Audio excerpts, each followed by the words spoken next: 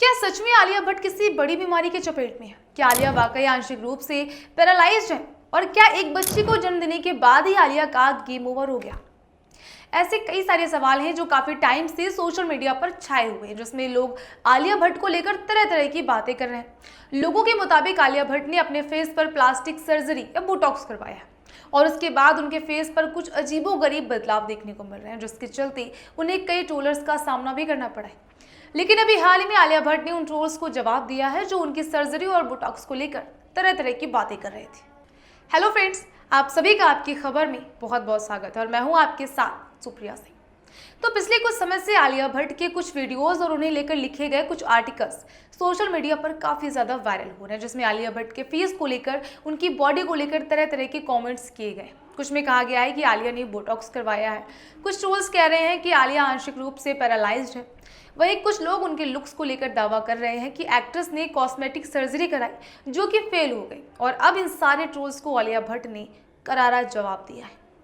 दरअसल आलिया भट्ट ने अपने इंस्टाग्राम स्टोरी पर एक लंबा चौड़ा पोस्ट शेयर किया है, जिसमें लिखा है कि सिर्फ क्लिकबोर्ड और थोड़ा सा अटेंशन पाने के लिए ट्रोल्स भद्दी बातें करते हैं, और उन लोगों के लिए मेरा कोई जजमेंट नहीं है जो अपनी बॉडी के लिए कॉस्मेटिक करेक्शन या किसी तरह की सर्जरी का इस्तेमाल करते हैं। आपकी बॉडी है तो फैसला भी आपका ही होना चाहिए। लेकिन कुछ रैंडम से वीडियो फैल रहे हैं जो दावा कर रहे हैं कि मैंने बोटॉक्स करवाया है और वो सही नहीं हो पाया। कई तरह के क्लिकबोर्ड आर्टिकल्स भी चल रहे हैं जिनका कहना है कि मेरा मुंह टेढ़ा है, मैं अजीब तरीके से बोल रही हूँ। ये किसी भी मानवीय चेहरे के लिए की गई बहुत ही गंदी आलोचना है।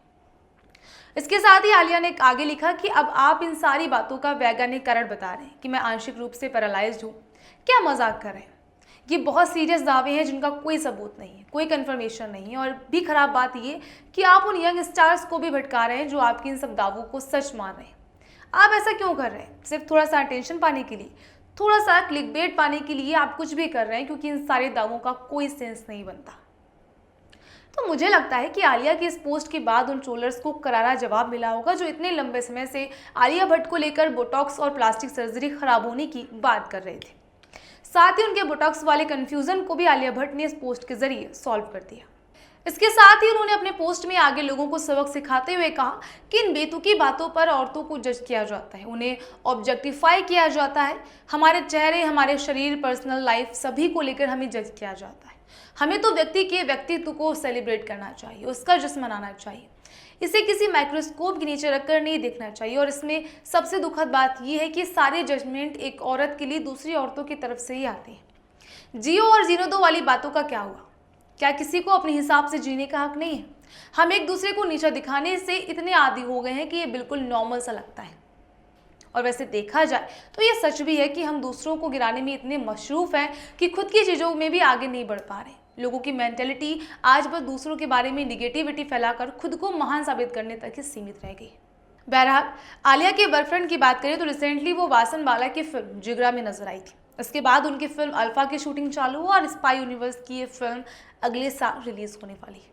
वैसे आप मुझे कमेंट करके बताइए कि आपको क्या लगता है कि दूसरों को नीचे गिराकर या उनके बारे में निगेटिविटी फैलाकर आगे बढ़ा जा सकता है? और आलिया ने जो भी इंस्टा पर पोस्ट किया है उससे आप कितना इत्तेफाक रखते हैं?